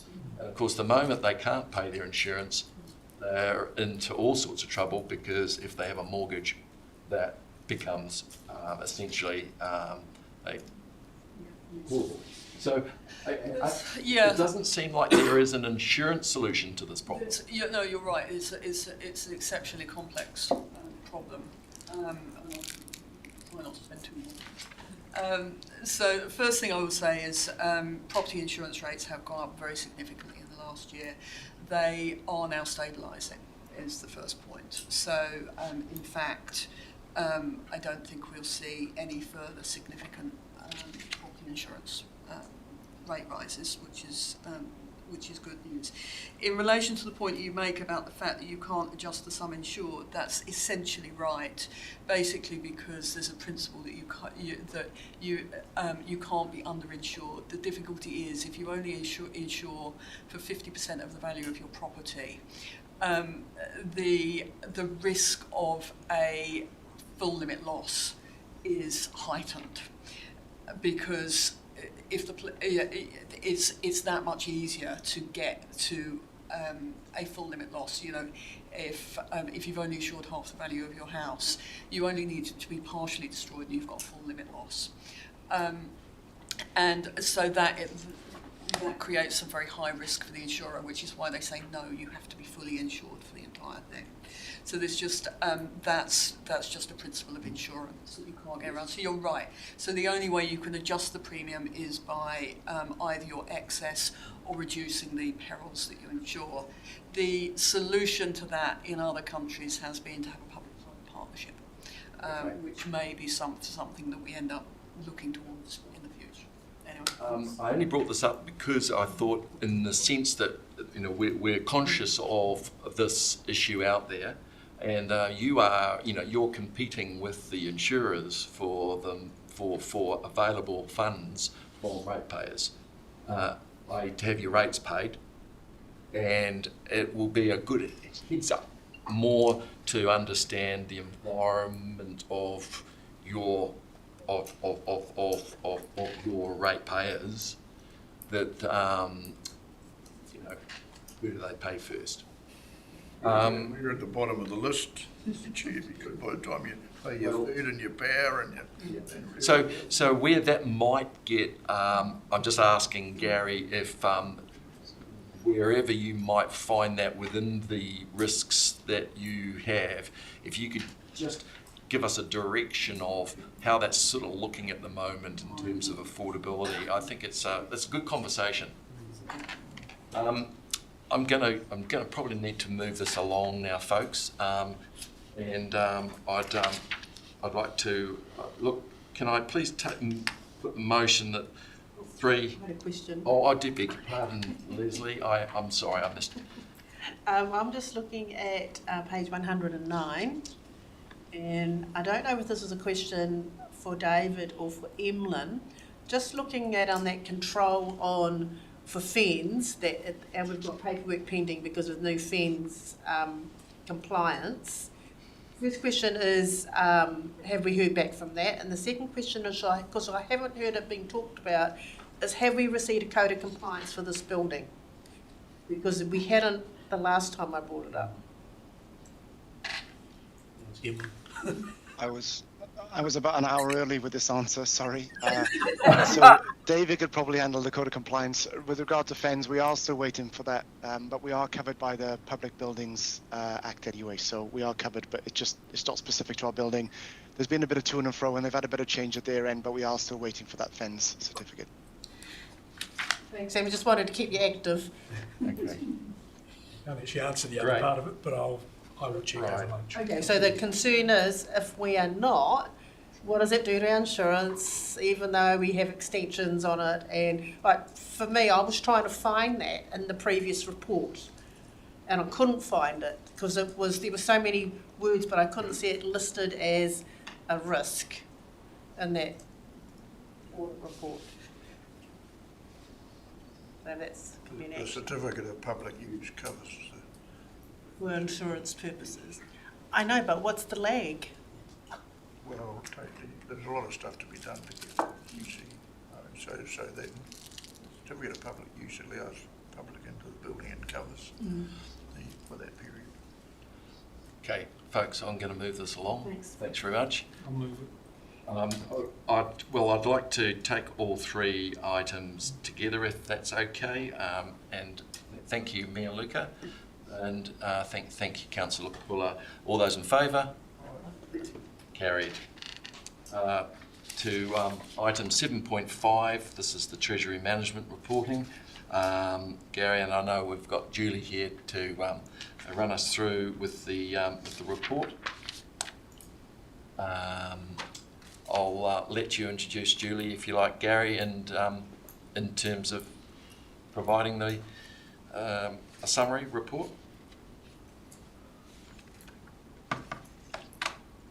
Thank you, Jim. So a couple of probably key points to make within this report. The first one is obviously the ability to measure against plan has been impacted by the fact that we've now finalised the LTP, so we actually have a formal plan in place that we can measure our compliance out across the next 10 years. We had previously been using an updated version from our 2023-24 annual plan and forecast. But the challenge with that is until we completed the long-term plan, we didn't know what the projections in the outer years looked like in terms of debt requirement and therefore the treasury management covenants that would apply to it. We did that work as part of the long-term plan, and that's now reflected within this paper. So we are actually probably now in a better position to set ourselves up relative to the projections reflected in the long-term plan. What that has meant is that as we anticipated, and we covered this in the long-term plan process, from a treasury management perspective, we're probably at the bottom of some of our compliance measures in the outer years. So we're now working on, with PwC, the process and the appropriate timing to probably bring us up in terms of some of those compliance measures so that we're not exposed to the volatility and timing of debt requirement. Probably not so much in the next 2 years, but beyond that period of time. So that's about us looking forward and making sure that we've got the appropriate level of certainty around the cost of our debt going forward. So that's probably the main first point. The second point, obviously, is we're trying to balance that ability to project certainty across the now committed long-term plan period with the current market environment of interest rates, which had been higher and where the market had been trying to factor in the point at which they felt that interest rates would stabilise. You'll definitely see at the front of this paper, we've seen some clear movement now in the last 90 days around that. The best explanation I can give is probably for the last 2 years, the market had been anticipating that the Reserve Bank would be pulling back on the higher interest rates earlier. And what the market was finding, and therefore they were pricing that in, right? So they anticipated a decrease in interest. And what they've been finding in the last 2 years is that was continuing to be pushed out further and further each time they reviewed it. I think, therefore, now that the market thinks that they're seeing a little bit more confidence of that stability through the inflation rates and the commentary of the Reserve Bank, we are now starting to see some of that adjusted pricing come back into the market, which gives us some more opportunity at present to use our Treasury management to both get commitment to the interest rates, but also to do that in a way that's probably at slightly better rating than we had originally anticipated in the long-term plan. So the summary there is some good opportunity now for us with the combination of the plan and the shifts in the market to try to make some commitments in our Treasury that hopefully deliver certainty, but at a slightly lower rate than we had anticipated in the long-term plan. Thanks, Gary. Julie, I think you've had, as just to put some numbers on things, so get an idea. You've been looking at a couple of, I think we call them extend and blends, where, you're able to blend the rate down to a level that you can hedge your interest rate at. But as an example, some of the ones that you've been looking at of late, what are some of the levels that you've been shown through the pricing? Well, the one we're currently looking at is a blend and extend for a $2 million swap, and we'd be going from 4.73 down to 3.72. Yeah. So our interest rates tend to, beyond 5 years, they tend to follow what's happening with the US. And when everybody sort of thinks about where they're tracking, that tends to dictate that part of New Zealand's yield curve. And at the moment, we've seen a real shift down in interest rates in the US and also here. And that's not where it is today. I mean, in the US, they're at 5.25%. We're at 5.5%. But when you look forward, what's the market saying? Here, it's saying that we're down into the mid 3.5s now. The market thinks we're going to have a 1 year or a 2 year or 3 year rates. It's going to be right now about 3.5. This all gives the opportunity for Gary and Julie, in conjunction with their advisors, to take our swap portfolio and massage it to bring down those rates. And that's what Gary's saying, is that at the moment, the rates that you've seen on your LTP, they're going to do better than that. And could do better than that by 0.5%, could do better than that by maybe even up to 1%. But at the moment, it's good news in terms of they're in an environment where they can make some positive change, and that's pretty recent. I mean, we've sort of seen this only happen over to a large extent in the last month or two. Are there any comments on the report? How does that impact inflation?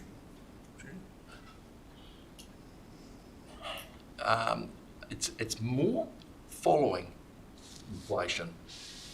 So what we've seen globally, the US and in New Zealand, is that we peaked 2022.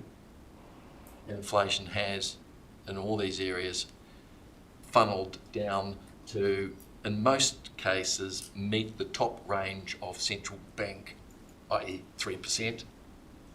And that's now moving the dial on timing the central banks to cut. And we saw our own central bank shift the dial. They usually wait 3 months for their numbers, but they don't need to wait because there is a very strong qualitative sense that our inflation is probably getting very close to that upper level. And the market is then following on from that, is lowering its expectations on where those rates can go down to. Are there any other points anybody wants to raise on the Treasury report? I only had one, and I did mention to Julie that it would be really great to see the 2 visual reports that are provided by PwC in terms of seeing the debt, the forecast debt, seeing the corridor, seeing what we've fixed rather than numbers. Love to see charts in the next pack, both on the interest rate as well as the funding. That would be my only request because they're far easier to talk to than numbers. But everything else, we're in good shape.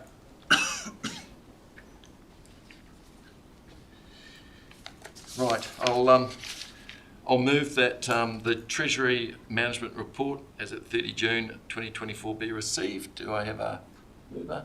Thank you, Councillor Immink. Seconder? Thank you, Petra. All those in favour? Aye. Carried.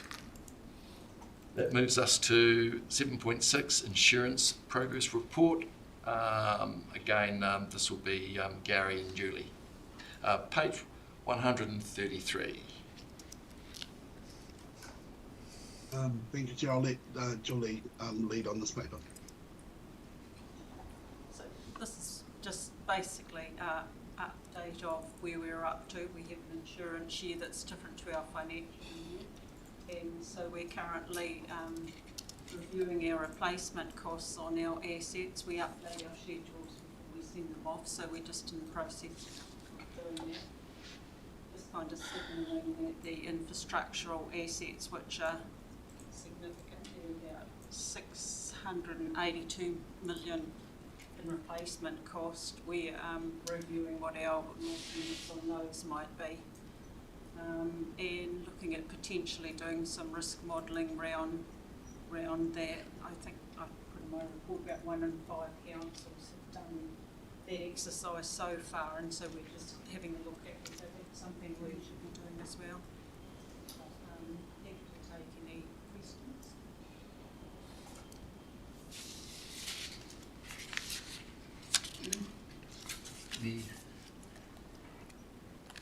Good.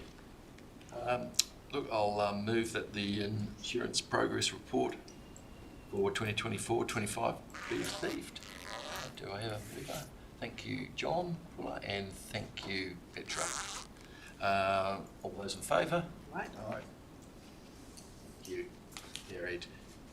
We'll come to the last item before we break for lunch. That will be 8 we're actually we've actually come to the end of the agenda, or the public agenda. So I would like to put the motion that we move to a resolution to exclude the public after lunch when we come back. Bring it now. No, we're doing it now ahead of lunch, so we don't have people waiting around.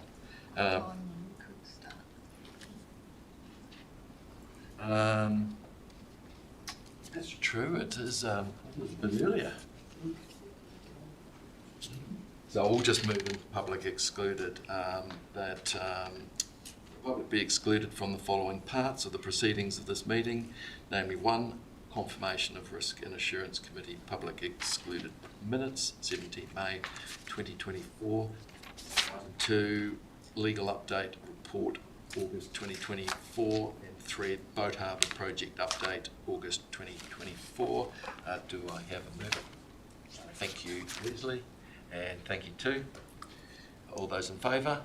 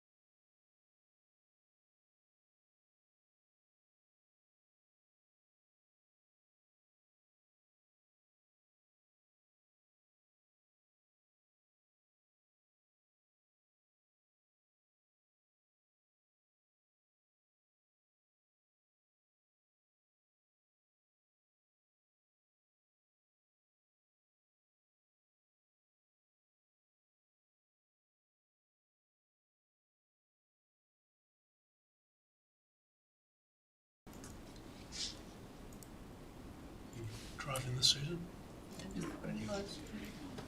We've got to get rid of this. Get rid of that. And then I'll close. Steve. I think he's Take them out of the meeting. Okay. You let me know when I can close the meeting. In the meantime. Now? Yeah, I'll do that. Okay. Right. Back in public, and look, we're now looking to close the meeting, and I'll ask Councillor O'Brien to close the meeting with a karakia.